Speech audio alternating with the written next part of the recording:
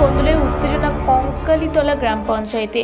পঞ্চায়েত দপ্তরে বসে উপপ্রধান মোহাম্মদ ওহিউদ্দিন ওরফে মামুন শেখের বিরুদ্ধে কোটি টাকা দুর্নীতির অভিযোগ তোলেন মাননীয় বিধায়ক। অন্যদিকে প্রায় 2 মাস পর পঞ্চায়েত দপ্তরে ঢুকলেন উপপ্রধান। তার পাল্টা অভিযোগ, উদ্দেশ্য প্রণোদিতভাবে লোক জড়ো করে বিক্ষোভ দেখানো হচ্ছে। অনুব্রত কাজল শেখ গোষ্ঠী ঠান্ডা লড়াইয়ে পঞ্চায়েতের উত্তেজনা সামাল দিয়ে পুলিশ মোতায়েন করতে হয় এদিন। তৃণমূল কংগ্রেসের নানুরের বিধায়ক বিধানচন্দ্র মাঝি বলেন, দীর্ঘদিন ধরে একছত্রভাবে পঞ্চায়েত চালিয়েছে উপপ্রধান। আমাদের কাছে অভিযোগ এসেছে দোকান ঘর করে দেওয়ার নামে একজনের কাছে 95,000 থেকে 1 থেকে 2 লক্ষ টাকা নিয়েছে। কোনো রসিদ নেই, কোটি টাকার দুর্নীতি। তাই আগে উপপ্রধানকে অঞ্চল সভাপতি পদ থেকে সরিয়েছি। মানুষ আজ বিক্ষোভ দেখাচ্ছে নিজেদের টাকা ফেরত পেতে। প্রায় 2 মাস পঞ্চায়েত দপ্তরে ঢুকতেই পারছেন না তিনি। এই মর্মে শান্তিনিকেতন থানায় অভিযোগ দায়েরও করেছেন মামুন। এদিন পঞ্চায়েত আসেন উপপ্রধান। তার আগে থেকেই দেখা যায় নানুরের বিধায়ক বিধানচন্দ্র মাঝি ও বোলপুর শ্রীনিকেতন পঞ্চায়েত সমিতির সভাপতি হানিফ শেখ লোকজনকে নিয়ে পঞ্চায়েত দপ্তরে বসেছিলেন।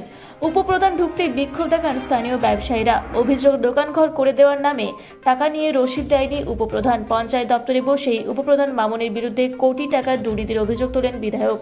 এদিন এই ঘটনা কেন্দ্র করে উত্তেজনা ছড়ায়। পরিস্থিতির জন্য বোলপুরে সিআই ও শান্তিনিকেতন থানার ওসির নেতৃত্বে পুলিশ মোতায়েন করতে হয়। কঙ্কালীতলা গ্রাম পঞ্চায়েতের উপপ্রধান মোহাম্মদ ওহিউদ্দিন ওরফে মামুন শেখ বলেন, আমার বিরুদ্ধে দুর্নীতির অভিযোগ তুলছে, তার প্রমাণ কই? মুখে অনেক কিছু বলা যায়, বিধায়ক প্রমাণ দিক। বরং আমার কাছে অভিযোগপত্র আছে, তাতে ব্যবসায়ীরা শান্তিনিকেতন থানায় জানিয়েছেন উপপ্রধানের বিরুদ্ধে মামলা করার জন্য চাপ সৃষ্টি করা হচ্ছে। আমি এখনো প্রাণ সংশয়ে আছি। দেখছেন তো সরকারি পঞ্চায়েত দপ্তরে কত লোক জড়ো হয়ে আছে। উল্লেখ, অনুব্রত মণ্ডল ও কাজল শেখের ঠান্ডা লড়াইয়ে বেশ কিছুদিন ধরে কঙ্কালীতলা গ্রাম পঞ্চায়েতে উত্তেজনা রয়েছে। বলুন কাগজপত্র নিয়ে সামনে প্রমাণ দিতে। কাগজপত্র মুখে কথা তো কেউ অভিযোগ করলে হবে না। আমিও বলছি, ধরুন কারোর জন্য বিধায়ক 2 কোটি টাকা দুর্নীতি করেছে, তাহলে বিধায়ক কি মানবেন সেই কথাটা? প্রমাণ দিতে হবে। কিসের ওগুলো সব শিখিয়ে করাচ্ছে। এখানে আমি পরিষ্কার করেই বলি, কঙ্কালীতলাতে যে মার্কেটটা তৈরি হয়েছে আপনারা নিজেরাও সাক্ষী। আগে টিনের ঝুঁকির মধ্যে এরা বসে থাকতো, চট পেতে বিক্রি করতো। সেখান থেকে আমাদের একটা সিদ্ধান্ত হয়েছিল, মানে ওরা আবেদন করেছিল যে আমাদের একটা দোকান করে দিলে ভালো হয়। এটা তালতো ট্রাস্টির জায়গা, তাদের সঙ্গে পঞ্চায়েতের একটা এগ্রিমেন্ট করেছিলাম।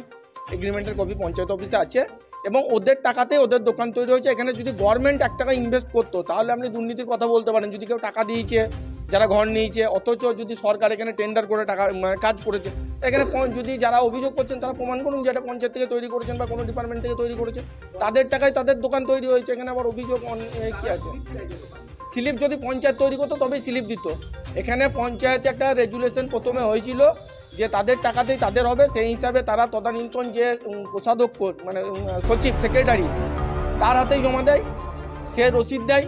সেখানে দেখা যায় যে পঞ্চায়েতের আইনে যদি অনেক টাকা জমা হয় ওন ফান্ডে, সেখানে একটা নির্দিষ্ট প্ল্যান ছাড়া করা যায় না। তো সেই মতো তখনকার বডি সিদ্ধান্ত নিয়েছিল বা সেক্রেটারি সিদ্ধান্ত নিয়েছিল যে পঞ্চায়েতে যে টাকা জমা করেছে সেই টাকা পঞ্চায়েত খরচা করে তাদের মার্কেট করে দিয়েছে।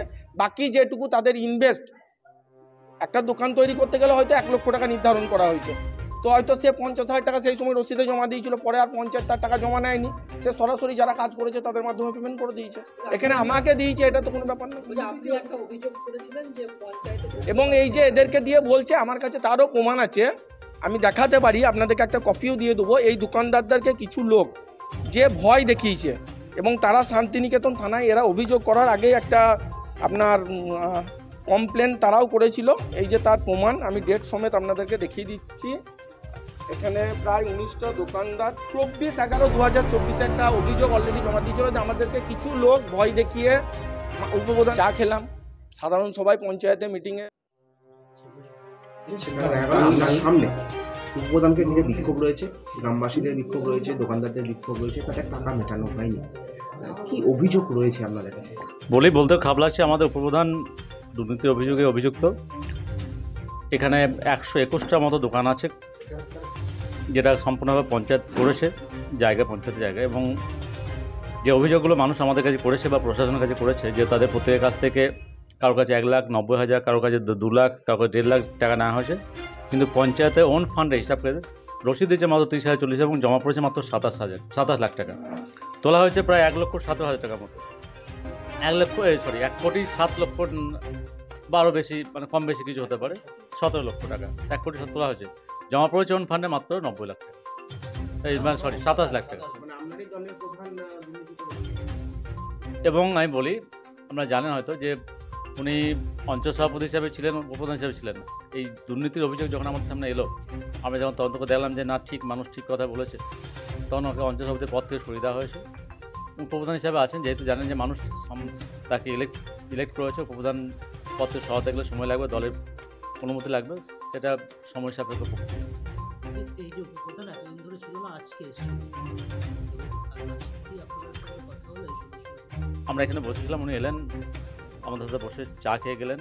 দেখুন, ব্যক্তিগত সম্পর্ক আলাদা জায়গায় আমাদের সাথে হেসে কথা বললেন, চা খেলাম, ঠিক আছে, কিন্তু দুর্নীতিকে তৃণমূল কংগ্রেস প্রশ্রয় দেয় না, আমরা প্রশ্রয় দিই না। দুর্নীতি জায়গায় থাকবে, সেখানে প্রশাসন ব্যবস্থা নেবে। উনি সদস্য আছেন, আসবেন, মিটিংয়ে যোগদান করবেন, ওনার উপপ্রধানের চেম্বার আছে, উনি বসবেন, কেউ আটকাবে না। যদি কোনো সমস্যা আমাকে বলতে পারেন, আমি নিজে এসে পৌঁছে দিয়ে যাবো। হ্যাঁ, জানানো আছে তো, প্রত্যেকে যারা টাকা দিয়েছে তারা প্রত্যেকে থানায় কেস করেছে, জানানো আছে।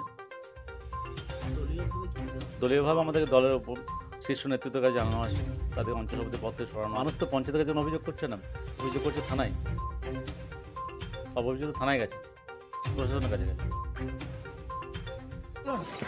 বলছি আমি পুরো টাকা দিয়ে দিয়েছি। হ্যাঁ, আমার 95 টাকা আমার শোধ হয়ে গেছে। ও মাস তার আগে মাসে মামনদার যখন যায়, তার আগে মাসে আমি 29 তারিখে দিয়েছি। আমাকে বললো 12 তারিখে চাবি দিয়ে দেবো, তোমার শাটার লাগিয়ে দেবো। আমি কিন্তু এখন পাই না, কিন্তু আমার তো এখন পঞ্চায়েতের লোকগুলো বলছে, যদি বলে যে তোমার প্রমাণ করে, আমি কোথা থেকে প্রমাণ পাবো বলুন? আমার প্রমাণটা দেওয়ার ব্যবস্থা করতে হবে। আমার প্রমাণ না দিলে আমি কি করবো? আমি প্রচুর কষ্ট করে টাকা জমা দিয়েছি। আমি কিসের টাকা দিদি এটা? এই দোকানের টাকা কত টাকা দিয়েছিলেন? 95,000 টাকা কে দিচ্ছে না টাকা?